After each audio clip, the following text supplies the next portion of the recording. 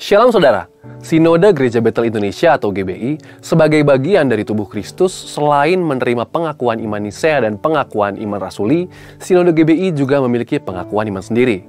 Pengakuan iman GBI terdiri dari 12 butir pengakuan yang merupakan ringkasan pokok-pokok kepercayaan dan pengajaran GBI yang bernafaskan Pentakosta.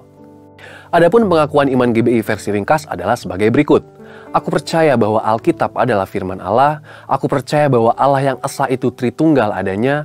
Aku percaya bahwa Yesus yang lahir, mati, bangkit, naik ke surga adalah juru selamat, pengantara kita dan raja segala raja. Aku percaya bahwa manusia berdosa harus bertobat dan beriman agar diampuni, dibenarkan, dan dilahirkan baru, lalu dibaptis secara selam dan hidup suci. Aku percaya bahwa bahasa roh adalah tanda awal baptisan Roh Kudus. Aku percaya bahwa gereja melakukan perjamuan kudus dan meyakini kesembuhan ilahi. Aku percaya bahwa Tuhan Yesus akan datang kembali, ada kebangkitan tubuh, kerajaan 1000 tahun, hukuman kekal, dan hidup kekal. Dari setiap butir pengakuan iman GBI versi ringkas tadi, kita dapat melihat nafas Pentakostal yang kental, yaitu melalui poin bahasa roh adalah tanda awal baptisan Roh Kudus. Di dalam pengakuan iman GBI versi lengkap, perumusan perihal baptisan Roh Kudus tertulis di butir ke-8 yang berbunyi sebagai berikut. Baptisan Roh Kudus adalah karunia Tuhan untuk semua orang yang telah disucikan hatinya. Tanda awal baptisan Roh Kudus adalah berkata-kata dalam bahasa lidah sebagaimana diilhamkan oleh Roh Kudus. Butir-butir pengakuan iman GBI menunjukkan dengan jelas bukan saja penegasan tentang Tritunggal, tetapi juga karya dari pribadi Allah Tritunggal. Salah satunya adalah karya Allah Roh Kudus, yaitu mengenai baptisan Roh Kudus. Perlu diingat bahwa baptisan Roh Kudus yang tertera di dalam pengakuan iman GBI bukanlah satu peristiwa yang sama dengan pertobatan dan penyatuan orang yang bertobat ke dalam tubuh Kristus. Baptisan Roh Kudus sesungguhnya dimaksudkan untuk memberdayakan orang percaya di dalam sebuah pelayanan dan memberi kekuatan untuk bertahan dalam penderitaan akibat pelayanan yang dilakukannya. Kita dapat melihat hal ini dalam diri Rasul Petrus, seorang pengecut yang menjadi berani bersaksi apapun akibatnya. Atau Rasul Paulus, seorang penganiaya yang menjadi teraniaya karena pelayanannya. Dari sini kita dapat mengambil kesimpulan bahwa baptisan Roh Kudus sangat penting untuk membuat orang percaya dapat melayani tubuh Kristus dengan lebih maksimal. Tentu, hal ini sangat berkaitan dengan penyelesaian amanat agung di akhir zaman ini, di mana kesaksian kita adalah sebuah bentuk penginjilan kepada orang-orang yang belum percaya kepada Kristus. Pengakuan iman Nisea menyatakan hal yang penting mengenai Roh Kudus, yaitu aku percaya kepada Roh Kudus yang jadi Tuhan dan yang menghidupkan, yang keluar dari Sang Bapa dan Sang Anak, yang bersama-sama dengan Sang Bapa dan Sang Anak disembah dan dimuliakan, yang telah berfirman dengan perantaraan para nabi. Pengakuan iman Rasuli pun menyatakan hal yang senada mengenai Roh Kudus, yaitu aku percaya kepada Roh Kudus, gereja yang kudus dan am, persekutuan orang kudus, pengampunan dosa, kebangkitan daging, dan hidup yang kekal. Penempatan Roh Kudus sebagai pribadi yang setara dengan Bapa dan Yesus Kristus tampak dengan kata-kata aku percaya kepada yang mendahului Roh Kudus. Kata-kata yang sama juga tampak kepada Bapa dan Yesus Kristus. Ini menyiratkan bahwa pengagungan dan penyembahan orang-orang yang telah dikuduskan oleh Allah kepada Roh Kudus adalah sama sebagaimana kepada Bapa dan Kristus, yaitu Allah Tritunggal. Pandangan ini sesuai dengan prinsip Pentakostal seperti yang telah kita bahas sebelumnya. Dari penjelasan tadi, maka kita dapat menarik sebuah benang merah bahwa pengakuan iman GBI memiliki keterkaitan erat dengan pengakuan iman Nisea dan Rasuli, di mana pengakuan tentang Allah Tritunggal pun dijabarkan disertai dengan nafas Pentakostal. Jadi, sangatlah penting bagi jemaat GBI untuk memahami pengakuan iman ini, yaitu sebagai ringkasan pokok-pokok kepercayaan dan pengajaran GBI dan identitas yang unik bagi setiap insan GBI. Memahami pengakuan iman GBI bukanlah suatu usaha untuk menjadi eksklusif, namun memang ada prinsip-prinsip tertentu yang diperlukan dalam rangka pelayanan. Sehingga kebutuhan suatu sinode untuk menjadikan prinsip tersebut sebagai butir dalam pengakuan imannya adalah perkara yang mendasar. Namun yang harus diutamakan bukanlah perbedaannya, tetapi kesatuan tubuh Kristus di mana dasarnya adalah kasih. Mari kita mengingat nasihat Rasul Paulus di dalam Kolose 3 ayat 14. Di atas semuanya itu, kenakanlah kasih sebagai pengikat yang mempersatukan dan menyempurnakan. Saudara, untuk penjelasan lebih lengkap dari tim teologi kami, silakan untuk membuka link yang ada di atas atau scan QR Code yang tersedia. Tuhan Yesus memberkati. Dengan sepenuh hati kami, ya Bapa.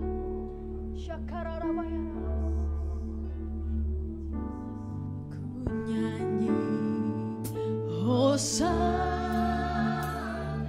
Mari nyanyikan Hosana bagi Rajaku yang duduk di tahta. Kami naikkan pujian, aku muliakan dan ku agungkan, kau layak disembah. Kami katakan ku nyanyi Hosana, Hosana bagi Rajaku yang duduk di tahta. Aku muliakan dan ku agungkan, kau layak disembah. Katakan ku agungkan, ku agungkan Yesus Raja.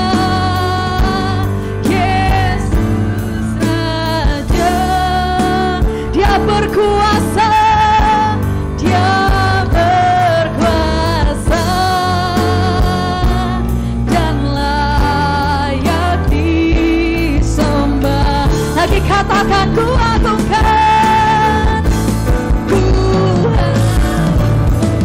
Yesus Raja, Yesus Raja.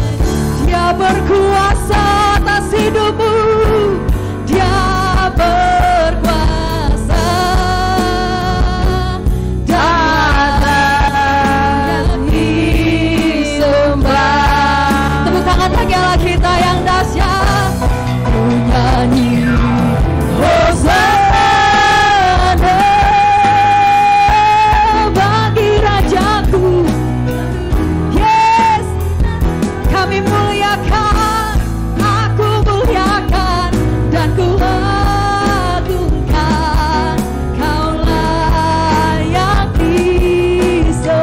lebih lagi katakan ku nyanyi,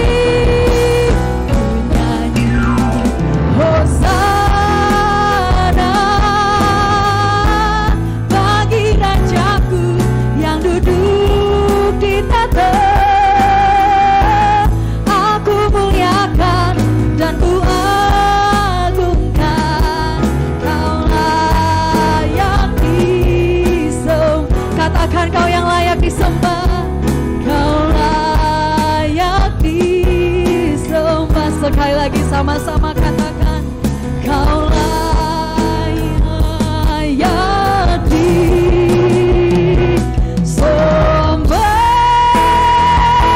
Sorak-sorak bagi Allah kita. Haleluya, haleluya. Kami nyanyikan pujian penyembahan kami kepadamu ya Tuhan. Setiap kita yang siap untuk memuji memuliakan nama Tuhan, sama-sama dengan saya katakan amin. Haleluya, haleluya. Siap untuk menari bagi Allah kita yang dahsyat. Boleh katakan dengan kanan kiri depan belakang, siap menari untuk Allah kita. Siap menari, gak ada yang jaim-jaim di tempat ini, amin. Siap memuji Tuhan dengan sorak-sorai, haleluya. Woo. Haleluya. Biar roh Allah yang ada di dalam hidup kita itu terus membakar iman kita untuk siap untuk memuji Tuhan dengan tari-tarian. Haleluya. Bila roh Allah ada di dalamku, bukan menari seperti dat menari asik. Bila roh Allah ada di dalamku, bukan menari seperti dat. Sama-sama tangan di atas. Bukan menari, bukan menari, bukan menari seperti dat menari. Bukan menari, bukan menari, bukan menari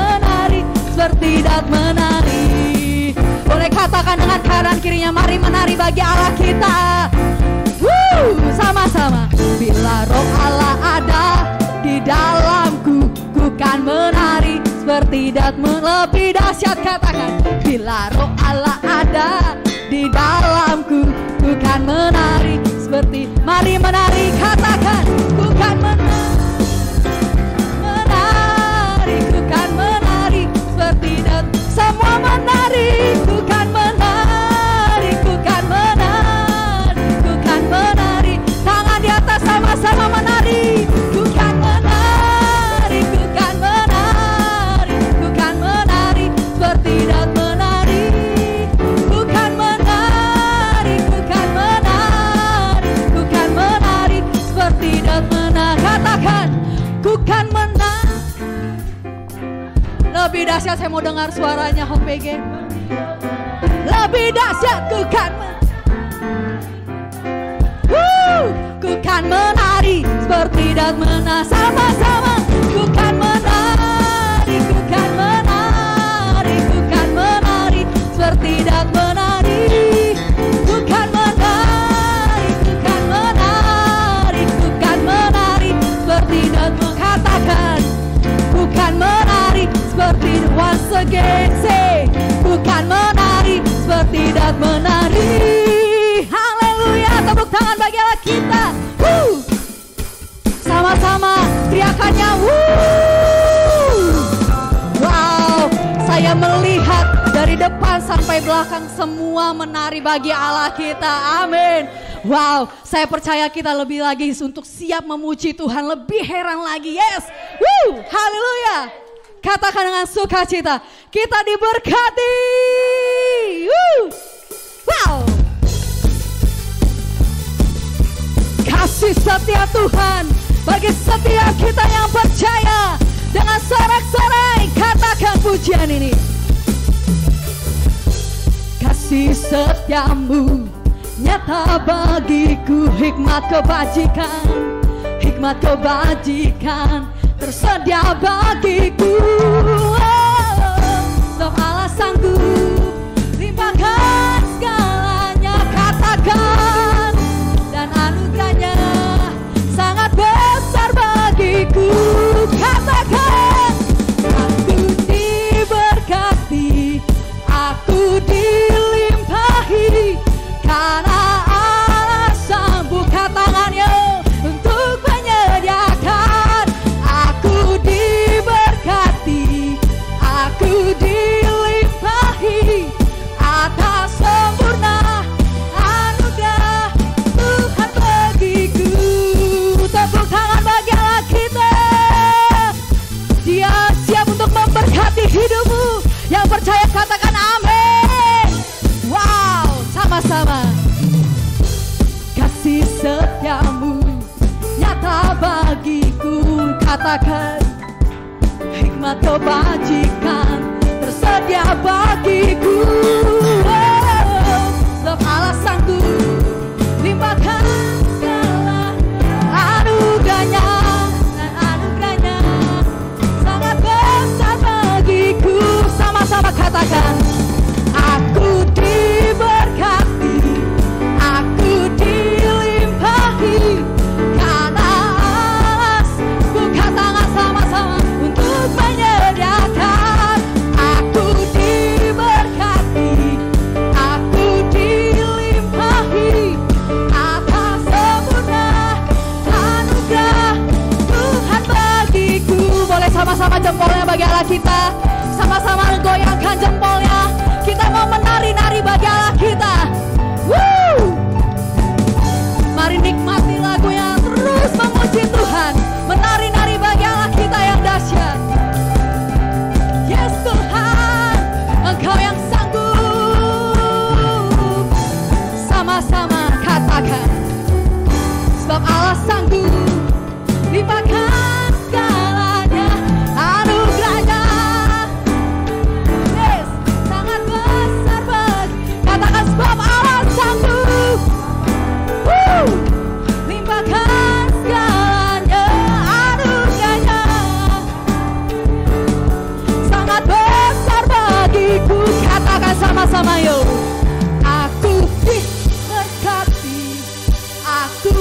semua tangannya boleh sama-sama.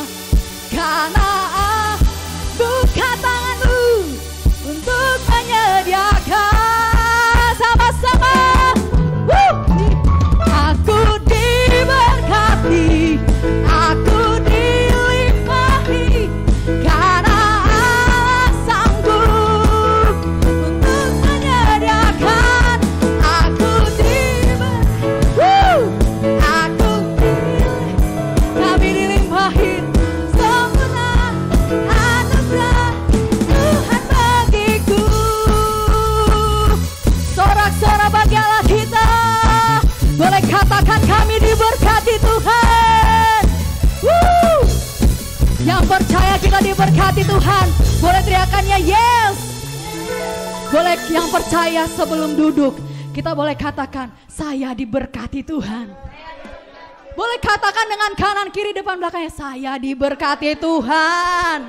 Haleluya. Silakan duduk Bapak Ibu Saudara. Haleluya.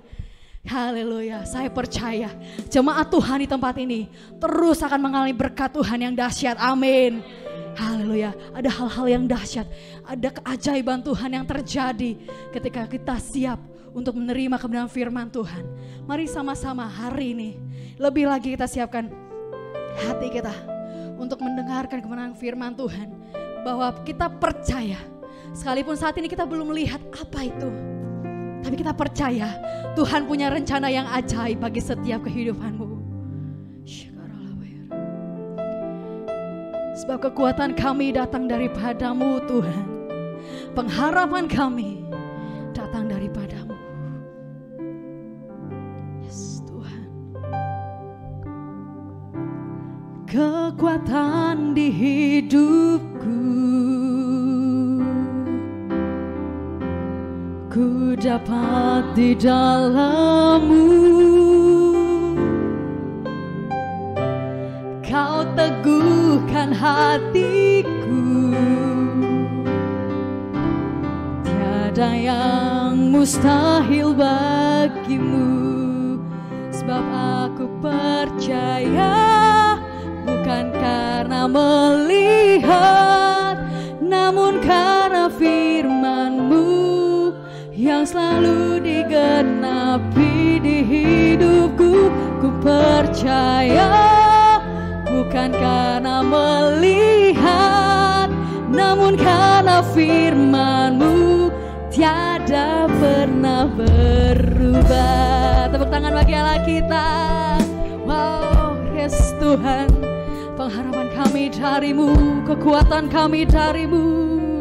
Haleluya. Sama-sama katakan. Yes. Kekuatan di hidupku, ku dapat di dalam-Mu. Kau teguhkan hatiku, tiada yang mustahil bagimu. Sebab aku percaya, bukan karena melihat, namun karena firman-Mu yang selalu digenapi di hidupku. Ku percaya, bukan karena melihat, namun karena firman-Mu tiada pernah berubah. Sebab kami percaya, sebab aku percaya, bukan karena melihat, namun karena firman-Mu yang selalu digenapi di hidupku. Ku percaya, bukan karena melihat, namun karena firman-Mu tiada pernah berubah. Lebih lagi sama-sama bangkit berdiri Bapak Ibu Saudara. Sebab aku percaya, namun karena firman-Mu yang selalu digenapi di hidupku. Ku percaya, bukan karena melihat, namun karena firman-Mu. Bersama-sama lagi katakan, sebab kami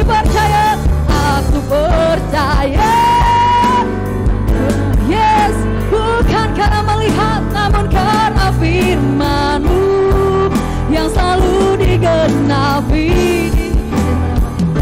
Percaya bukan karena melihat, namun karena firman-Mu tiada pernah berubah. Namun karena firman-Mu tiada pernah berubah. Namun karena firman-Mu tiada pernah berubah.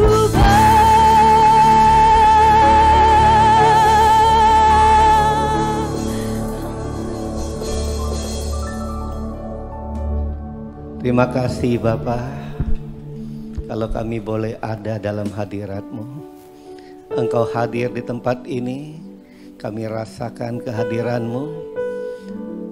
Engkau segala-galanya dalam hidup kami. Kami perlu Engkau Tuhan di dalam setiap langkah, setiap ucapan, setiap apapun yang kami lakukan. Kami perlu Bapa. Engkau Bapa yang baik, yang terus mengasihi kami. Terima kasih Bapa. Ayo kita taruh tangan kiri kita di dada kita. Angkat tangan kanan kita katakan, Bapa, Engkau baik. Bapa, Engkau baik. Kau selalu baik kepadaku. Bapa-Ku cintakan. Katakan lagi dan rasakan, Bapa Engkau baik. Bapa Engkau baik. Bapa Engkau baik. Kau selalu baik kepadaku. Bapa-Ku cinta. Yang merasakan kasih Bapa, aku memuji-Mu. Aku memuji-Mu. Aku menyembah-Mu. Ku nyanyi haleluya.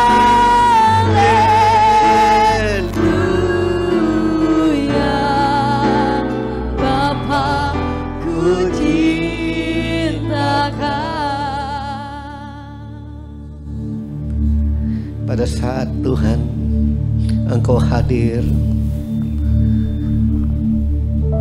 ketika kami merenungkan akan kasih-Mu Bapa, betapa Engkau baik, Engkau sangat baik. Engkau memenuhi dan mencukupkan semua apa yang kami butuhkan.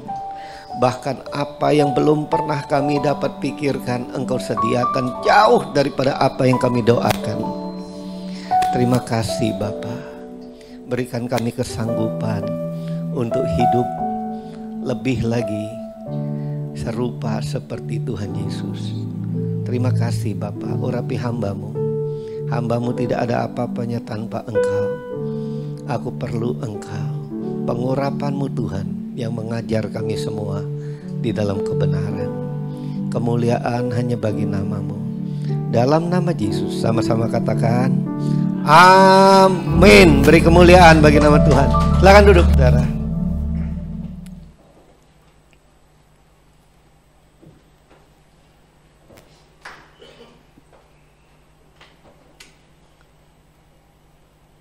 Shalom saudara-saudara.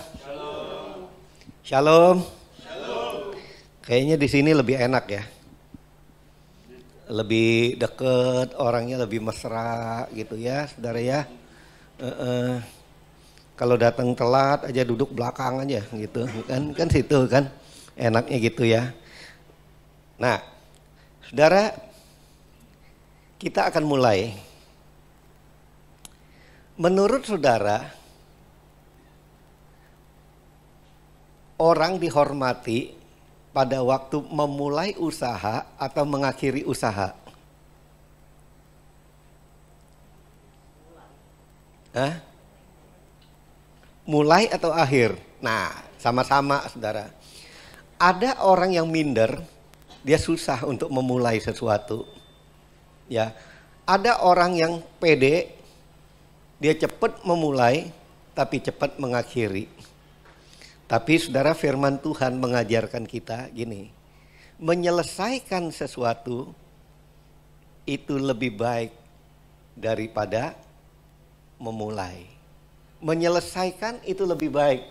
Ya, gambar kembang udah selesai. Nah, saudara ya, jadi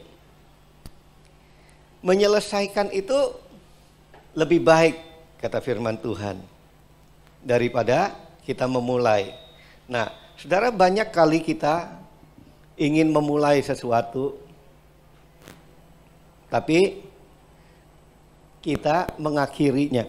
Tuhan, Alkitab mengajak kita untuk melihat satu hal.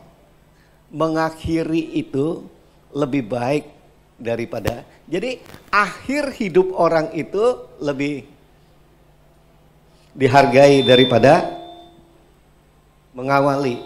Nah, saudara-saudara, Pengkhotbah pasal 7 ayat 8 katakan gini. Akhir sesuatu hal lebih baik daripada awalnya, akhirnya. Itu sebabnya saudara, kalau orang menikah kan selalu dibilang gini, kalau masuk pernikahan dibilang apa? Semoga bahagia, betul kan?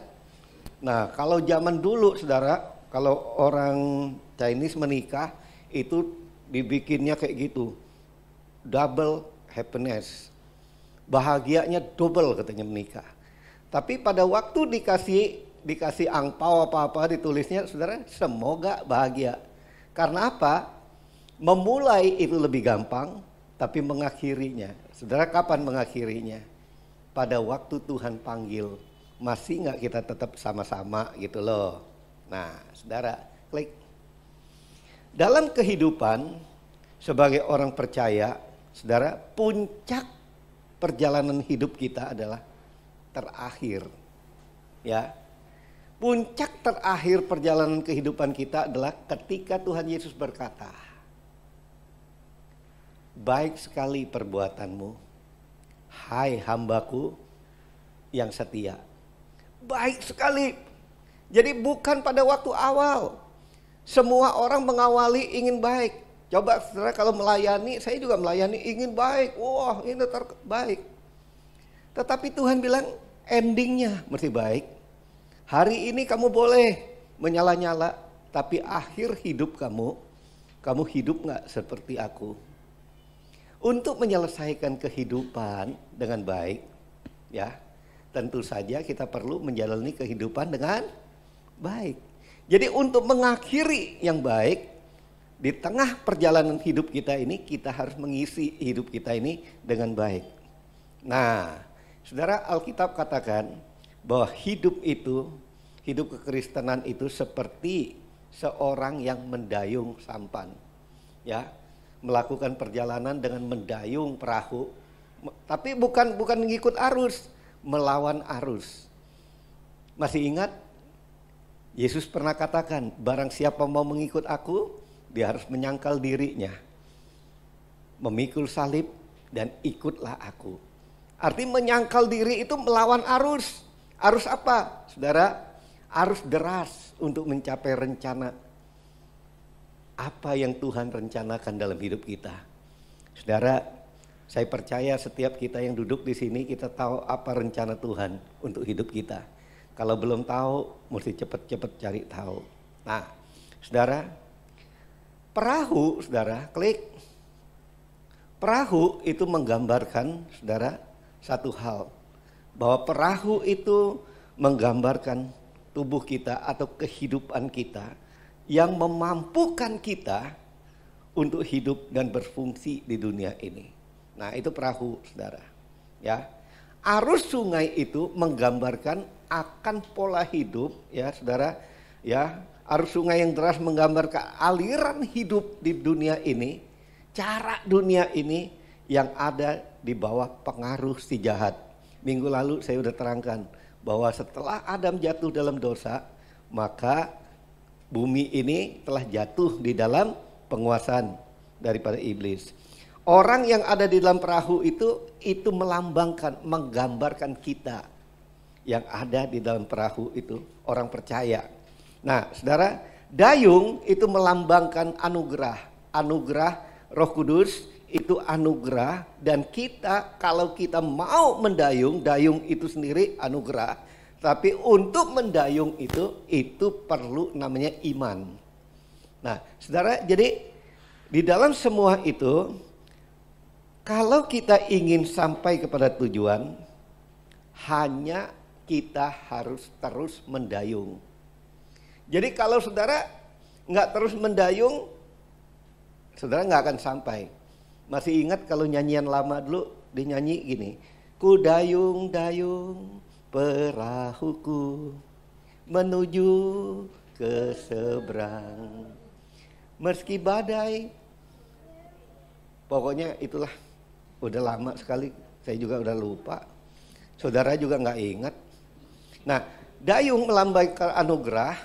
Saudara, anugerah itu Roh Kudus memberi anugerah. Anugerah itu cuma-cuma. Iman itu adalah dasar kita untuk mempercayai.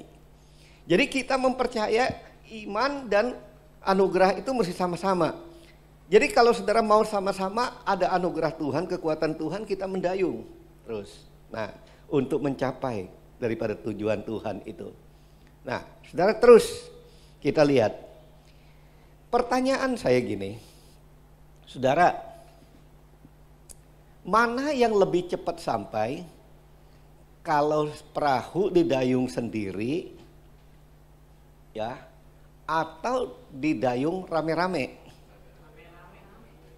Nah, tapi menurut survei karena saya baca, saya nggak pernah loh ngedayung, saudara. Jangan ngajak saya ngedayung, kecebur, muter, saudara. Kalau nggak bisa ngedayung itu saya tahunya muter perahunya, nggak nyampe kemana-mana. Kalau rame-rame itu kan ada pertandingan dayung ya, rame-rame. Kelihatannya saudara, kita lihat kalau orang mendayung rame-rame itu lebih cepat. Tapi kalau sendiri ya lebih lama. Tapi menurut survei saudara, mendayung sendiri itu lebih cepat. Karena sekuat naga terus, karena perahunya lebih kecil. Tapi kalau rame-rame itu lebih besar. Nah, cuma bedanya gini, dia bilang, kalau dayung sendiri itu lebih cepat sampai. Atau ditulisnya gini, kalau kamu berjalan sendiri, lari sendiri, itu lebih cepat sampai. Tapi kalau orang mau larinya mencapai tujuan yang lebih jauh, itu mesti lari rame-rame. Saudara, itu mengingatkan saya, kalau kamu mau jadi pendeta sendiri, cepat untuk larinya. Tapi belum tentu sampai ke tujuan, cepat bikin sendiri. Tapi kalau mau mencapai tujuan, itu mesti rame-rame. Sama, saudara. Kadang-kadang saya gitu, saudara. Berpikir jadi pendeta, wah teman-teman kan banyak sini. Kadang-kadang kita selalu berpikir eksklusif. Gue lebih jago. Ya. Di kawasan Ruko 1000 ini siapa yang duluan? Ayo tanya. Catur, siapa yang duluan? Kita duluan. Tapi saudara, Tuhan mengingatkan saya untuk perahu ini. Kalau kamu mau sampai ke tujuan, itu mesti rame-rame. Karena kalau sendiri kamu capek. Sama kayak kita main musik juga. Kalau kita sendiri yang berasa kita yang lebih hebat, kamu nyapenya sampai ke tujuan sama kayak saya jadi pengkhotbah sampai itu. Tapi kalau kita rame-rame, kita mencapai tujuan yang lebih jauh dan lebih mantap. Kenapa? Kalau saya nggak kuat gitu, ada Roy. Pak, ayo terus Pak. Iya. Muncul lagi. Nah, kalau saya nggak bisa lagi berdua, ada Pak Wisnu. Pak, ayo kita mesti maju Pak. Tapi kalau sendiri, saudara tahu nggak? Ditulis, saya baca quote-nya gini. Ditulis lonely row. Row itu dayung ya, kalau nggak salah ya. Itu pendayung kesepian ditulisnya. Pendayung kesepian memang cepat awalnya, tapi dia tidak mencapai tujuan. Nah, bagaimana kita tahu kalau perahu kita itu sedang berjalan mundur? Bisa nggak jalan mundur? Perahu bisa jalan mundur loh. Karena saya udah bilang, perahu kita tadi harus berjalan melawan arus. Bukan ngikutin arus loh saudara. Kalau ke arus kan ke hilir, tapi kita harus ke hulu. Ke tujuannya, ada rumah Bapa yang kekal. Nah, klik. Nah, bagaimana kita tahu, saudara? Nggak ada lain. Gimana kita tahu perahu kita mundur? Kalau kita berhenti mendayung. Saudara udah berhenti belum mendayung? Nanti dulu kita lihat apa mendayungnya ya. Nah, saudara klik lagi.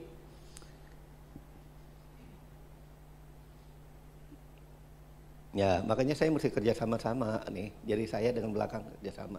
1 Yohanes pasal 2 ayat 15 sampai 17 katakan. Kayaknya udah saya tulis gede-gede, kelihatan nggak ya situ? Nah, bunyinya gini, ayo kita baca sama-sama. 3, 2, 1. Janganlah kamu mengasihi dunia dan apa yang ada di dalamnya. Jikalau orang mengasihi dunia, maka kasih akan Bapa tidak ada di dalam orang itu. Sebab semua yang ada di dalam dunia, yaitu keinginan daging, keinginan mata, serta keangkuhan hidup, bukanlah berasal dari Bapa, melainkan dari dunia. Dan dunia ini sedang lenyap dengan keinginannya, tetapi orang yang melakukan kehendak Allah tetap hidup selama-lamanya. Kita semua mau melakukan kehendak Tuhan. Amin. Siapa yang mau melakukan kehendak Tuhan? Saudara, kita mau melakukan kehendak Tuhan. Tapi pada waktu kita ingin melakukan kehendak Tuhan, ada 3 yang harus kita buang. Pertama, keinginan mata, artinya keinginan mata yang bertentangan dengan kehendak Tuhan. Keangkuhan hidup, dan apalagi satunya saudara, ya, keinginan daging. Nah, keinginan daging itu nggak bisa dibuang saudara, tapi kita harus memfilter, menyaring apa yang bermanfaat bagi tubuh kita. Semua boleh kita makan kan saudara, boleh saudara makan apa, tapi kita mesti menyaring. Maksudnya kita mesti memfilter apa yang harus kita bisa makan. Nah, kalau saudara mau sehat, Tuhan itu memberi tubuh kita sehat. Dia menyembuhkan kalau kita sakit. Tapi untuk menjaga kesehatan itu siapa? Saya. Katakan saya. Nah, sayalah yang menjaganya. Kalau kita mau sehat, kita yang jaga. Makanya saudara ketemu ada yang satpam kenal saudara, Pak pendeta kok jadi kurus? Nggak kurus, ideal saya bilang. Bilang dong, saya nggak bilang saya nggak gemuk, ideal. Saya juga nggak kurus, ideal. Yang ngomongnya kamu, tapi yang untuk membuktikan ideal apa enggak, timbangan. Setuju? Nah, setuju. Nah, kalau gitu saudara, ini hanya kesehatan aja karena saya baca. Katanya kalau lingkar perut itu kegedean, siap-siap. Ya, fatty liver, ginjal, jantung, pokoknya semualah. Saya bukan tukang ini, nanti Pak Wisnu sama Dr. Helen lah yang dokter lah nerangin. Ketika hidup kita lebih mengasihi kesenangan dunia ini, ya, lebih dari keinginan dan kehendak Tuhan, maka disitulah kita berhenti mendayung. Halo? Sebagai anak Tuhan, kita harus berusaha dengan sekuat tenaga hidup di bawah pimpinan Roh Kudus. Jadi artinya kita bukan kekuatan kita, tapi kita sekuat tenaga berusaha untuk takluk kepada Roh Kudus, karena Roh Kudus itulah yang menolong kita. Nah, guna untuk menyelesaikan perjalanan itu, saudara tahu, kalau saudara bergaul dengan Roh Kudus bilang gini, kamu nggak bisa jalan sendiri, kamu harus rame-rame, karena gereja, karena orang percaya itu ada tubuh Kristus. Tubuh Kristus itu terdiri dari banyak anggota, ya, ada kepala, ada tangan, ada apa, tapi Kristus jadi kepala. Jadi di dalam semua itu nggak ada yang nggak berfungsi.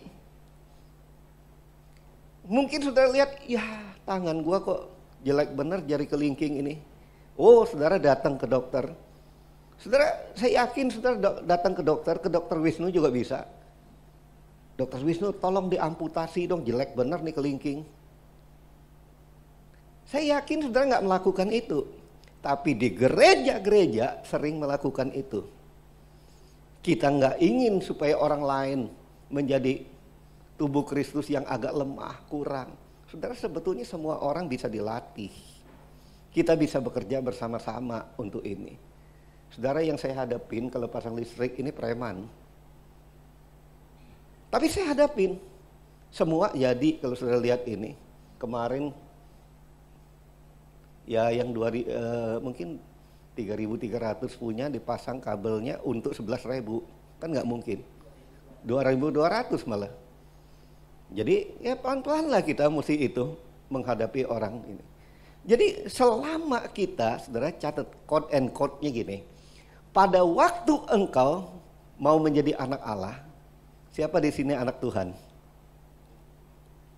Saya percaya saudara nggak ada anak setan kan. Saya ulang, siapa di sini anak Tuhan?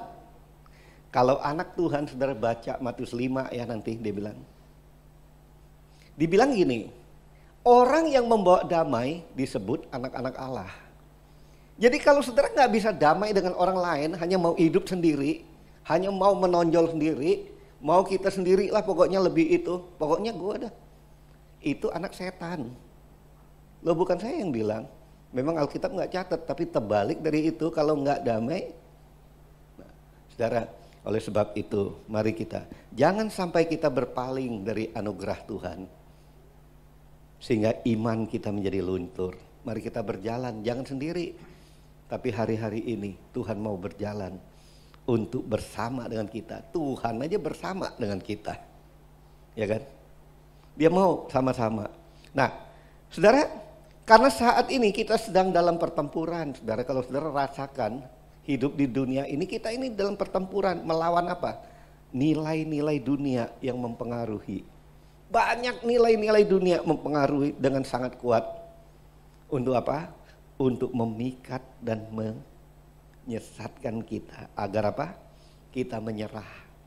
Dan akhirnya kita nggak mendayung. Waktu kita nggak mendayung apa? Hanyut. Ya kan? Nggak mendayung ya hanyut. Kalau naik sepeda lebih lagi. Kalau nggak mendayung ya jatuh. Saudara, kalau ini nggak dibawa arus kita, ya bisa tenggelam juga. Nah, caranya bagi kita agar dapat menyelesaikan perjalanan dengan baik adalah pertama, terima Roh Kudus. Saudara, terima Roh Kudus, nggak ada lain. Minta Roh Kudus itu terus dalam hidup kita, sehingga kita yang akan membuat iman kita jadi teguh, ya, sehingga kita menjadi pribadi yang bersikap tak kenal menyerah. Roh Kudus itu yang memberi kekuatan. Saudara, slide-nya lebih banyak loh hari ini, saudara. Karena kemarin saya dapat masukan juga dari Ibu Parni, nggak kelihatan saya. Jadi saya bikin gede-gede ini, saudara. Gede kelihatan ya? Nah, jadi saudara ini caranya nggak ada lain. Minta Roh Kudus karena Yesus pergi kepada Bapa supaya Roh Kudus turun ke atas kita. Jadi penolong, penghibur, penasehat, semua saudara, Roh Kudus akan menangani semua itu. Nah, oleh sebab itu, dalam menggambarkan iman yang tak kenal menyerah itu, saudara, ada dua kata, klik. Yang pertama, saudara, namanya iman itu mesti konsisten. Konsisten itu apa, saudara? Konsisten itu artinya tidak berubah. Sesuai dengan ketetapan dan rencana Tuhan. Itu konsisten. Ya. Sesuai dengan rencana Tuhan yang semula, apa sih rencana Tuhan? Aku mau memuliakan nama Tuhan. Jangan berubah itu. Adakah saudara iman kita, kasih kita mulai berubah hari ini? Pelayanan kita mulai berubah. Aku mau sungguh-sungguh, mau lebih lagi. Kita berubah. Dunia ini selalu membuat saudara untuk menjadi berubah. Oh saudara, iman itu konsisten, iman itu mesti konsisten. Tapi kitanya mesti berubah. Jangan saudara bilang gini, oh saya mah kalau ke gereja mesti duduk di belakang. Saya mesti begini, begitu. Saya mah nggak bisa berubah Pak Pendeta. Pokoknya kalau situ aja saya maunya. Siapa bilang kita bisa berubah? Amin. Kita bisa berubah. Yang nggak bisa berubah itu saudara namanya orang yang nggak mau berubah. Tapi kita bisa berubah. Berubah dari buruk menjadi baik. Nah, bila diibaratkan sebagai sebuah mobil, saudara, konsisten itulah sebuah kemudi. Walaupun dia konsisten kan, nggak mungkin kemudi itu pindah-pindah kan, saudara, betul kan? Dia mesti tetap situ. Hanya dia bisa bolak kiri kanan kan, ya kan? Nggak bisa kemana-mana. Itu hanya untuk mengarahkan kita kiri kanan atau lurus. Nah, jadi konsisten itu adalah kita tidak berubah, arti kata kita itu berjalan di track yang Tuhan suruh. Tapi ada satu lagi, saudara, konsisten nggak cukup, tapi kita perlu persistensi. Berarti ulet atau gigih dalam melakukan sesuatu secara berkesinambungan atau terus-menerus. Saudara, kita udah sungguh-sungguh ingin berubah, tapi kita nggak gigih, nggak ulet, terus-menerus melakukannya, kita nggak dapat. Karena Alkitab mencontohkan gini, ada seorang saudara janda miskin, dia ketemu dengan hakim yang itu. Apa yang dia lakukan? Dia terus-menerus, saudara, hakim tolonglah. Apaan nih orang miskin ganggu mulu. Terus dia ketok pintu terus, saudara. Akhirnya hakim bilang apa? Daripada orang ini mengganggu aku, udah aku tolong dah. Mintalah, maka akan diberikan bagimu. Ketoklah pintu, maka pintu akan dibukakan bagimu. Carilah, maka akan mendapat. Nah, saudara, jadi persistensi itu seperti kalau mobil itu bahan bakar. Bahan bakar itu mesti ulet dan gigih. Kalau nggak ulet dan gigih, nggak akan, saudara. Akan terus menerus, saudara. Nah, iman percaya kita tentu setiap kita harus setia mengiring Tuhan sampai akhir hidup kita. Iman yang konsisten adalah iman yang tidak pernah berubah. Tidak menyimpang ke kanan atau ke kiri. Namun untuk dapat tetap setia, kita harus menjaga iman kita kepada Yesus dengan melakukannya ulet dan tekun. Nah, di dalam kitab Wahyu, klik. Di dalam kitab Wahyu, Rasul Yohanes menulis pesan Tuhan kepada jemaat Smyrna. Ya, dia katakan gini, hendaklah engkau setia sampai mati, dan aku akan mengaruniakan kepadamu mahkota kehidupan. Kata setia yang diikuti dengan kata sampai mati memiliki suatu yang dinamai waktu. Ada tenggang waktu. Jadi setia sampai mati. Kapan setianya? Setianya itu pada waktu kita masih hidup. Nah, sampai mati itu ya kalau Tuhan datang menjemput kita. Oleh sebab itu, saudara, tantangan dan pergaulan hidup semakin hari-hari ini semakin tidak mudah, saudara. Itulah, dan tidak kenal kata menyerah. Apalagi iblis hari-hari ini nggak nyerah untuk menghancurkan iman kita. Nah, saudara, setia karena mendapatkan keuntungan, bukanlah kesetiaan yang teruji. Siapa yang setia dengan Tuhan Yesus? Wah, saudara semua setia. Tunggu dulu. Kalau saudara udah bebas dari udah menang dari ujian, saudara setia. Gimana saudara mau bilang setia? Ya, saudara sebetulnya saudara sedang melakukan ketidaksetiaan. Tetapi tetap setia di tengah ujian adalah kesetiaan sejati. Jadi di dalam ujian itu kita tetap setia sama Tuhan. Itulah sebetulnya kesetiaan sejati. Berbicara tentang kesetiaan sampai akhir, itulah kesetiaan iman kita pada Tuhan Yesus.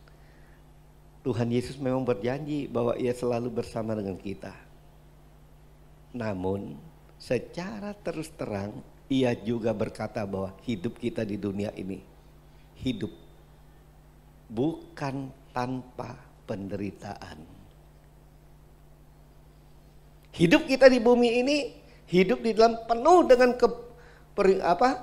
penderitaan, bahkan dibenci oleh dunia. Ini artinya percaya kepada Tuhan Yesus ada konsekuensi, ada harga yang harus dibayar bahwa kita mengalami aniaya di dunia ini. Yohanes 15 ayat 18 sampai 19 katakan, jikalau dunia membenci kamu, ingatlah, dia bilang, bahwa Ia telah lebih dulu, Tuhan telah lebih dulu dibenci. Dunia lebih dulu membenci aku daripada kamu. Sekiranya kamu dari dunia, kalau kamu itu masih hidup dengan nilai-nilai duniawi, kamu masih hidup dengan cara-cara duniawi, wajar dunia mengasihi kita. Melainkan, tetapi kamu bukan dari dunia, melainkan aku telah memilih kamu dari dunia. Sebab itu dunia membenci kamu. Saudara, banyak ekspektasi, banyak saudara rencana kita kadang-kadang tidak sesuai dengan apa yang kita harapkan. Itu membuat orang jadi gak setia sama Tuhan. Ikut Tuhan, udah setia, dibilang saudara, udah rajin. Tapi saudara banyak berhenti tengah jalan karena apa yang diharapkan itu salah. Yang diharapkannya itu berkat. Tuhan berkati aku. Sebetulnya enggak, waktu kita setia itu kita harapkan ketemu dengan Tuhan. Karena ada Tuhan itu yang membuat kita diberkati. Tidak heran saudara banyak orang Kristen modern mengalami kekecewaan dan akhirnya saudara membuat mereka tidak setia. Nah, orang yang melakukan kesetiaan adalah orang yang memiliki karakter buah roh. Jadi kalau orang yang melakukan, orang yang hidup setia itu ada kelihatan apa? Buah roh. Buah roh itu apa saudara? Ada kasih ya saudara ya. Kasih itu kan membawa orang untuk, kasih itu menutup segala kelemahan. Kasih itu sabar, dia bilang. Kasih itu murah hati ya saudara ya. Nah buah roh itu kasih, sukacita, apa lagi? Damai sejahtera, kesabaran, kemurahan, kebaikan, kelemah lembutan, kesetiaan dulu, kelemah lembutan, dan penguasaan diri. Udah ada belum situ? Kita cek di situ.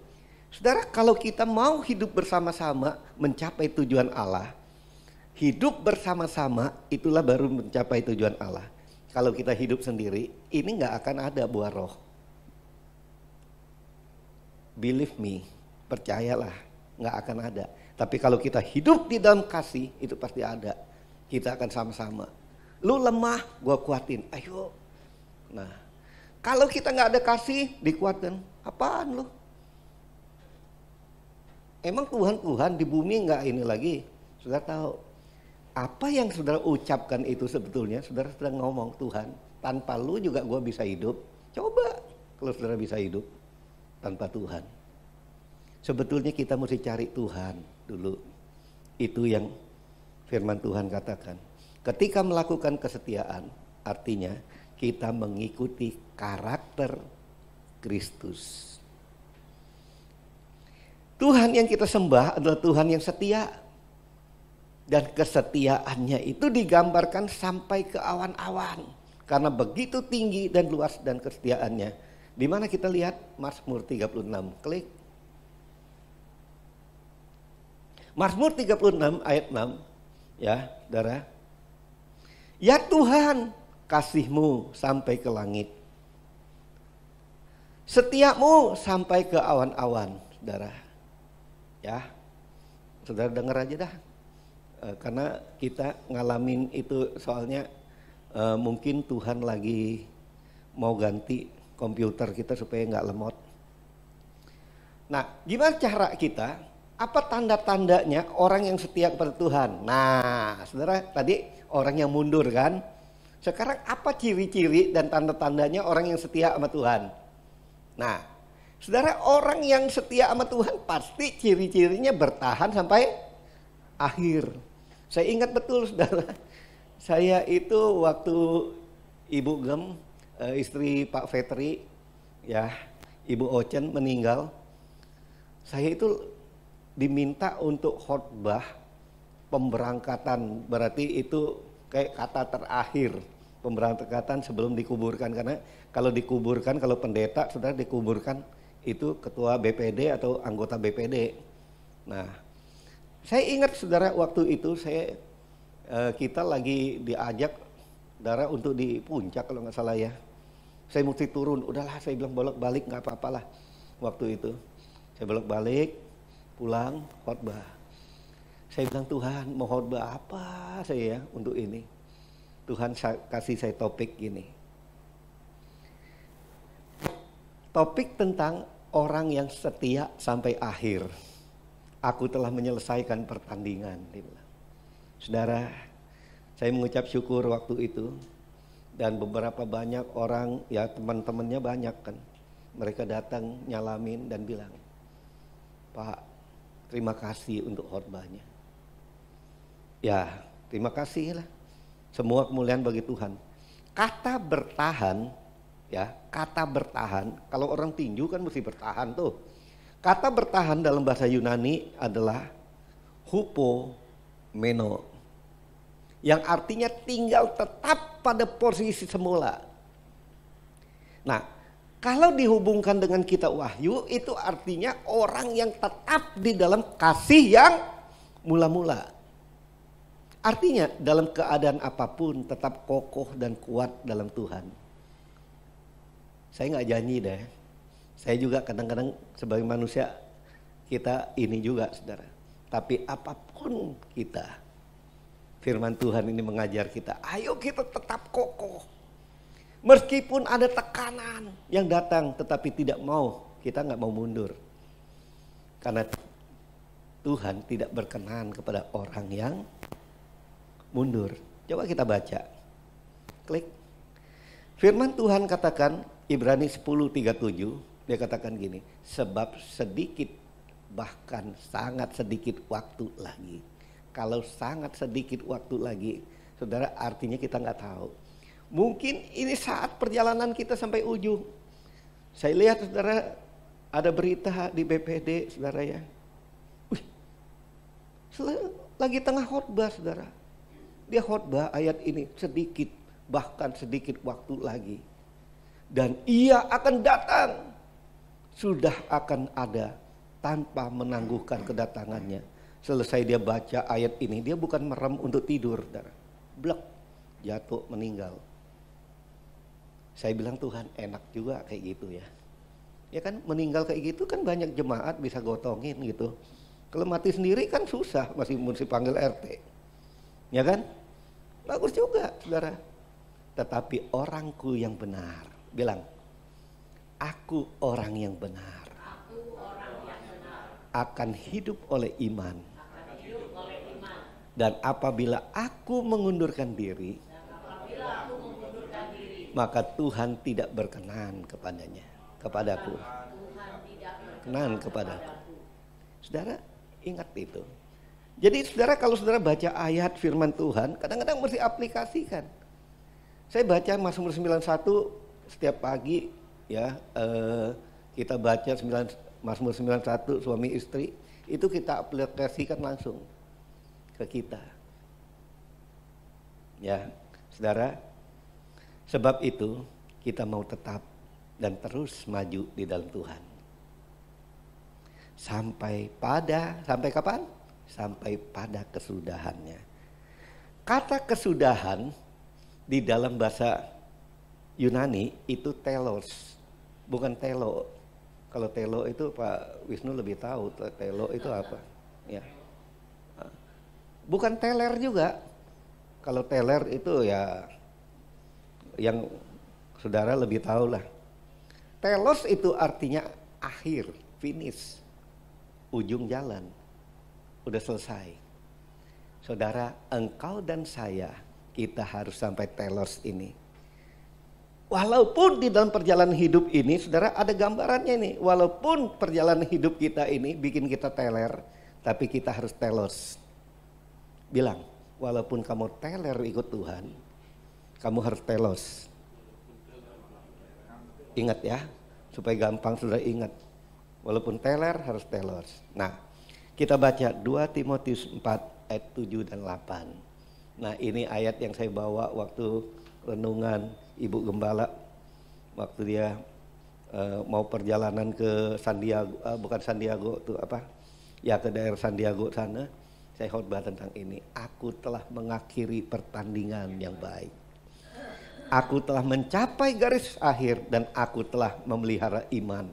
Sekarang telah tersedia bagiku mahkota kebenaran yang akan dikaruniakan kepadaku oleh Tuhan, Hakim yang adil pada harinya. Tetapi bukan hanya kepadaku, melainkan juga kepada semua orang yang merindukan kedatangannya. Jadi bukan hanya saya sendiri, kita semua. Saudara, rindu hati saya untuk hal ini. Saudara rindu enggak? Nah, untuk itu, ayo saya mau mengakhiri ini. Ini udah mau akhir nih. Ayo kalau kita mau memiliki daya tahan di bumi ini secara rohani yang kuat, untuk terus kita mendayung melawan arus dunia ini, maka ada beberapa hal yang harus kita lakukan. Yang pertama, klik. Yang pertama, perhatikan makanan yang kita makan. Ini bukan soal steak, bukan nasi goreng bentar, bukan. Ini bukan. Ini berbicara tentang rohani. Makan jasmani aja kita mesti lihat kan, makan apa, ya. Nah, perhatikan makanan rohani kita. Makan rohani yaitu, saudara, membaca firman Tuhan. Itu saudara lagi makan. Makan firman Tuhan. Kenapa? Kita baca ini. Jadi saya bukan hanya ngomong. Matius 4 ayat 4b katakan, manusia hidup bukan dari roti. Kalau di Alkitab roti, tapi saya ganti. Manusia hidup bukan dari nasi, bukan dari telo saja, tetapi dari setiap firman yang keluar dari mulut Allah. Jadi makanan kita itu, makan rohani kita apa? Firman Tuhan. Pertanyaannya, sudahkah kita hidup dengan firman Tuhan setiap hari? Saudara, untuk juga memaintain daripada setiap karakter kita, itu saya cuplik dari Pak William, itu kita mesti isi firman Tuhan itu di dalam hidup kita, menghafal firman Tuhan itu supaya jiwa kita itu dipelihara. Orang yang hidup dalam firman Tuhan akan tetap hidup kudus, ini ciri-cirinya. Akan hidup kudus sekalipun dunia semakin cemar. Dia akan semakin bergairah ikut Tuhan. Dia akan semakin menyala. Dia akan semakin berubah. Dan orang akan lihat, loh ini kan yang begini dulu, yang jelek. Tapi pada waktu saudara terus mengisi hidup saudara dengan membaca firman Tuhan, maka saudara akan menjadi sesuatu yang baru. Mazmur 119 ayat 9. Klik. Dengan apakah seorang muda mempertahankan kelakuannya yang bersih? Dengan apa? Dengan menjaganya sesuai dengan firman Tuhan.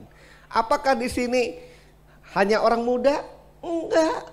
Orang muda itu artinya orang walaupun usianya senior, tapi mau tubuhnya itu, jiwanya dan rohnya itu tetap bersemangat dan muda, harus menjaganya dengan firman Tuhan. Saudara, saya ingat waktu papa saya itu dia pensiun dari tokonya mulai umur ya 70 saudara, sampai umurnya 21 tahun. Tiap hari dia duduk baca firman Tuhan sambil firman Tuhan baca dia karena ketiduran. Tapi terus kalau dia bangun dia baca lagi. Dia baca lagi saudara sampai waktu meninggalnya. Saya percaya Tuhan sangat menghargai orang-orang ini. Orang yang hidup dalam terang firman Tuhan tidak akan salah arah. Ini saudara catat, ini yang pertama. Orang yang hidup dalam terang firman Tuhan tidak akan salah arah. Orang yang hidup dalam terang firman Tuhan tidak akan salah mengambil keputusan bisnis. Orang yang hidup dalam terang firman Tuhan nggak akan bisa diakalin. Dia tidak akan mengalami kecelakaan karena firman itu menjadi pelita bagi kakinya dan terang bagi jalannya. Tapi kalau firman Tuhan itu tidak ada dalam hidup kita, saudara, kita akan mengalami banyak hal. Yang kedua, membaca dan merenungkan firman Tuhan adalah orang yang membangun dirinya di atas dasar yang teguh dan benar. Jadi kalau saudara mau membangun hidup saudara teguh dan benar, nggak ada lain. Saudara baca dan renungkan firman Tuhan tiap hari. Baca dan renungkan.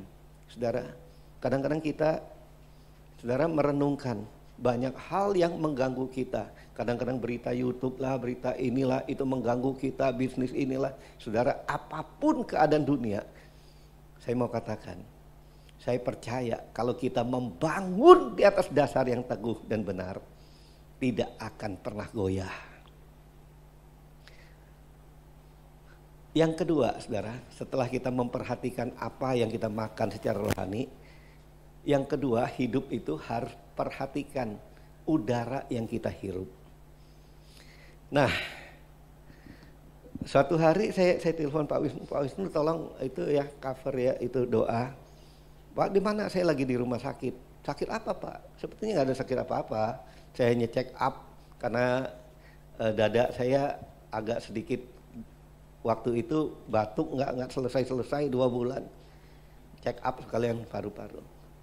10 tahun lalu di check up itu bersih. Pada waktu saudara di check up itu hitam katanya. Hah, apa? Ada corak lah pokoknya, saya nggak ngerti lah. Saya lihat gambarnya hanya hitam putih soalnya. Nah, lalu dia bilang, Bapak ngerokok ya? Ditembak pertama itu ngerokok. Enggak, saya bilang. Oh, banyak debu kali Bapak kerja di debu. Enggak, pendeta mah di hadirat Tuhan terus. Wah, dia bingung juga. Angkat baju saya, dicekin. Pak, kalau gitu kemana-mana Bapak kalau ada orang ngerokok, ada orang apa, orang kerja pakai masker ya. Artinya mesti ada filter, betul? Saudara, apa yang kita hirup mesti ada filternya. Saudara, nafas orang Kristen itu adalah doa. Jadi kalau nafas saudara masuk, paru-paru saudara itu ya, sebab kita harus membangun hubungan dengan Tuhan. Itu tetap berdoa. Ayo saudara, bangun. Jangan sampai paru-paru rohani kita, napas kita dengan Tuhan itu berhenti. Tapi banyak orang berhenti loh napasnya saudara. Napas rohani maksud saya. Kalau napas jasmani berhenti ya saudara, ya itu tugas Pak Wisnu dan saya dah. Kalau nggak Sandiago ya Tegalalur dah. Nah yang ketiga saudara, bukan hanya apa yang kita makan kita latih, udara yang masuk kita hirup, kita perlu satu lagi. Rupanya otot kita perlu dilatih. Gimana pasalnya? Satu kali saudara, saya sama istri saya disuruh dari dokter internisnya, kamu ke dokter apa tuh namanya? Dokter gizi. Waktu di dokter gizi, dia bilang, Ibu mesti olahraga. Udah, saya udah olahraga, jalan. Ditambah olahraganya. Untuk apa? Melatih otot. Saudara, ada otot apa? Otot iman kita. Gimana melatih otot iman kita? Tuhan izinkan masalah dan persoalan. Siapa yang saat ini sedang mengalami masalah? Oh, enggak ada, puji Tuhan. Berarti otot saudara lemah. Nih, lihat otot saya. Nah, saudara, otot itu membuat bukan hanya ototnya itu. Kalau Roy latihan terus dia ngangkat berat. Nah, tapi saudara, itu memang otot ini mesti dilatih, tapi dilatihnya bukan kita melatihnya secara mendadak gitu. Ya. Istri saya sering negur, jangan over. Mesti itu tahu umur. Kadang-kadang kita ngerasa diri kita kuat aja. Wah, saudara. Kamu lihat yang kamu ikutin di YouTube itu, nari-nari itu masih muda. Kamu udah, iya kan, Kaleb 85, umur 40. Saya 65, berarti dikurang 20 saya, ya kan? Masalah dan persoalan itu membuat otot kita itu. Saudara, rupanya kalau otot kita dilatih, itu bangun tidur nggak keltak-keltak loh saudara. Kalau banyak hari-hari ini ngerasa, kalau bangun tidur susah apa, itu kurang olahraga. Saya merasakan itu saudara. Dan selesai itu lingkaran perutnya jadi kecil. Nggak slim pack lah, hanya packing aja lain. Ya. Jadi ayo kita membangun iman kita dengan. Nah, lalu saya baca, saudara, rupanya orang ya saudara bekerja gitu dengan melatih olahraga itu lain rupanya. Orang kan, saya bilang, saya tanya, ini dokter nih nerangin, kalau orang main cangkul terus itu kan melatih itu juga, nggak sama rupanya. Oh, kalau gitu saudara mesti apa? Oleh sebab itu, kalau saudara melatih otot saudara, yang pertama hasilnya mendatangkan kebaikan dalam hidup saudara. Klik. Kita tahu sekarang bahwa Allah turut bekerja dalam segala hal, segala sesuatu untuk mendatangkan kebaikan bagi mereka yang mengasihi Dia.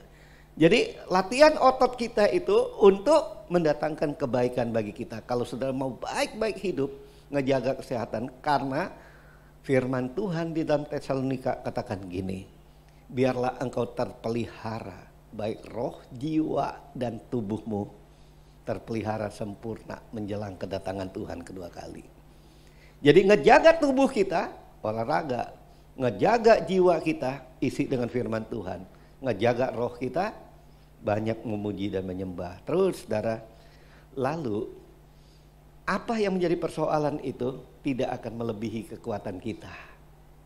Ya, 1 Korintus 10 ayat 13, jadi Tuhan nggak memberi kita lebih dari kekuatan kita. Pencobaan-pencobaan yang kamu alami ialah pencobaan yang biasa, yang tidak melebihi kekuatan. Sebab Allah setia, dan karena Ia tidak akan membiarkan kamu dicobai melampaui kekuatanmu. Pada waktu kamu dicobai, Ia akan memberikan kepadamu jalan keluar, sehingga kamu sanggup menanggungnya. Nah, karena apa? Karena itu kita akan dapat berkata, Tuhan, segala perkara dapat kutanggung di dalam Engkau yang memberi kekuatan bagiku. Filipi 4 ayat 3. Ya, akhirnya ketika kita bertahan sampai ke akhir, ke finish, ke apa tadi? Sampai ke telos. Maka Tuhan akan berkata, sabarlah engkau hambaku Wisnu yang baik dan setia. Ayo masuk.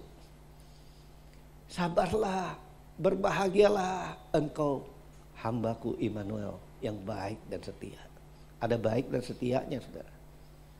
Ayo kita dengar ini kalau kita pulang.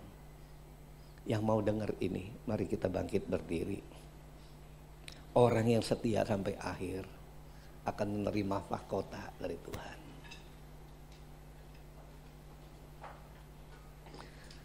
Setialah, setialah, lebih sungguh. Setialah, setialah, lebih sungguh. Tuhan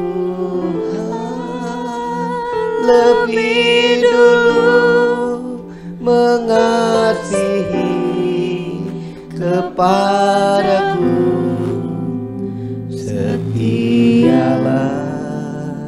Setialah lebih sungguh. Saudara yang mau setia pada Tuhan, janji sama Tuhan mulai hari ini, aku mau setia Tuhan. Apapun yang terjadi, tekanan, masalah, apapun yang terjadi dalam perjalanan hidupku ini, aku mau tetap setia sampai ujung perjalanan hidupku. Taruh tangan kiri kita di dada kita, katakan sungguh-sungguh nyanyian ini. Setialah, setialah lebih sungguh. Setialah, Setialah lebih sungguh. Tuhan lebih dulu mengasihi kepadaku. Setialah, setialah lebih sungguh. Katakan sekali lagi dengan sungguh-sungguh, setialah. Setialah, setialah lebih sungguh. Setialah, setialah lebih sungguh. Tuhan lebih dulu mengasihi kepadaku. Setialah, setialah lebih sungguh. Bapa,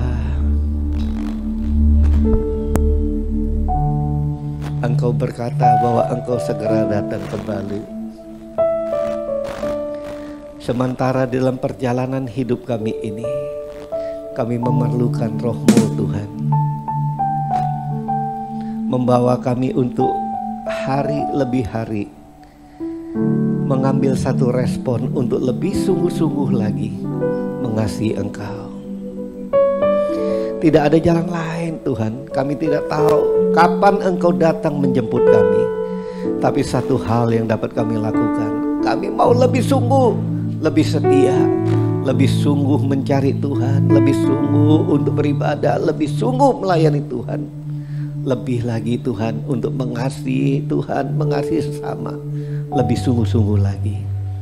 Ini kami Bapa, kami berdiri di hadapan-Mu karena kami tahu Engkaulah yang dapat mengubah hidup kami, karena kami mau berubah makin seperti Tuhan Yesus. Terima kasih Bapa, kemuliaan hanya bagi nama-Mu. Dalam nama Yesus sama-sama katakan amin. Beri kemuliaan bagi nama Tuhan. Silakan duduk. Mari kita sama-sama tutup hati untuk doa syafaat. Bapak, terima kasih Tuhan kalau Engkau telah mengizinkan kami beribadah hari ini. Terima kasih Tuhan, Engkau mengajar kami untuk melatih tubuh, jiwa, dan roh kami Tuhan, untuk setia kepadamu Tuhan. Ajar kami untuk tetap setia Tuhan, seperti yang difirmankan pada hari ini oleh Pak. Engkau memberkati Bapak Emmanuel Tuhan dengan kasih-Mu dan anugerah-Mu Bapak.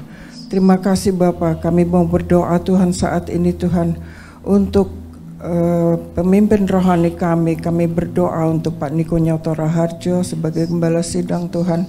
Engkau berkati Pak Niko dengan kekuatan yang daripada-Mu Tuhan, visi misi yang daripada-Mu juga Tuhan, untuk disampaikan kepada kami semua Tuhan. Berkati wakil-wakil gembala, berkati gembala-gembala yang ada di bawahnya Tuhan, dan Engkau memberkati juga cabang rayon dan cabang khusus Tuhan. Doa juga Tuhan untuk cabang khusus 4 Bapak Beliar Kauntu Tuhan, yang Engkau berkati Tuhan, pelayanan yang Engkau perluas lagi daerahnya Tuhan, biarlah kemuliaan-Mu saja yang dinyatakan Tuhan. Bapak, kami mau berdoa Tuhan sekali lagi untuk Bapak Gembala kami di Home Palem Galaksi ini Tuhan, Pak Emmanuel Sutopo beserta Ibu Tuhan dan anaknya Tuhan, Aha, Debbie dan Abigail cucunya Tuhan. Engkau berkati keluarga ini Tuhan, perluas juga wilayah pelayanannya Tuhan. Berkat-Mu tercurah, anugerah-Mu tercurah melimpah kepada keluarga ini Tuhan, menjadi contoh dan teladan bagi kami semua Tuhan. Terima kasih Bapa. Kami juga mau berdoa Tuhan untuk gembala-gembala kul di tempat ini ataupun di tempat-tempat lain Tuhan. Engkau yang memberkati untuk menarik jiwa-jiwa ke dalam kerajaan-Mu Bapa. Terima kasih Tuhan, kami mau berdoa untuk Indonesia Tuhan. Kami serahkan Indonesia ke dalam tangan-Mu Tuhan. Apapun yang terjadi atas Indonesia ini Tuhan, atas izin-Mu Tuhan. Dari Presiden sampai dengan pengurus-pengurus di wilayah kami yang terkecil, RT, RW pun sekali, kami serahkan ke dalam tangan-Mu Tuhan. Engkau berkati juga Tuhan, lembaga-lembaga negara, para pemimpin kabinet dan semua TNI Polri yang ada Tuhan. Berkati Tuhan mereka dengan roh yang bijaksana, keputusan-keputusan yang diambil Tuhan, biarlah sesuai dengan kehendak-Mu Tuhan. Apa yang terjadi di Indonesia ini Tuhan, kami kembalikan ke dalam tangan-Mu Tuhan. Berkati keamanan, Engkau bangkitkan ekonomi dan pendidikan ataupun apapun yang ada di Indonesia Tuhan. Kami juga berdoa Tuhan untuk bencana-bencana alam Tuhan. Engkau pulihkan, Engkau redakan Tuhan. Biarlah rakyat Indonesia dapat bangkit kembali dengan mata tertuju kepadamu Tuhan. Bapa, terima kasih Tuhan, terima kasih. Kami berdoa Tuhan untuk pencurahan Roh Kudus Tuhan di Indonesia atau di mana tempatnya Tuhan. Di tempat ini sekalipun Tuhan, Engkau memberkatinya Tuhan. Roh Kudus-Mu tercurah Tuhan, kami percaya dicurahkan dari Indonesia sampai ke bangsa-bangsa dan akan kembali ke Yerusalem Tuhan. Kami berdoa juga untuk EPT Tuhan, untuk Sukat Halel Tuhan. Biarlah orang-orang di sana Tuhan, ataupun Roh Kudus-Mu yang memimpin jiwa-jiwa untuk kembali kepadamu Tuhan. Terima kasih Bapa, terima kasih Tuhan. Kami berdoa Tuhan untuk generasi Yeremia Tuhan. Pulihkan generasi Yeremia Tuhan. Generasi ini menjadi agen perubahan Tuhan untuk kemuliaan nama-Mu. Mereka bersyafaat Tuhan, bersatu hati Tuhan, untuk membangkitkan jiwa-jiwa yang ada Tuhan di sekitar mereka ataupun di mana saja mereka berada saat ini Tuhan. Bapa, terima kasih Tuhan. Kami berdoa Tuhan untuk jemaat yang ada di Home Palem Galaksi ini. Engkau pulihkan, Engkau berkati Tuhan. Yang sakit Engkau sembuhkan, yang berkekurangan Engkau cukupkan, yang berbeban berat Engkau angkat bebannya Tuhan. Dalam nama-Mu Tuhan kami berdoa dan mengucap syukur Tuhan, segala kemuliaan hanya bagi-Mu. Haleluya, haleluya, amin. Kiranya Engkau memberkati aku berlimpah-limpah dan memperluas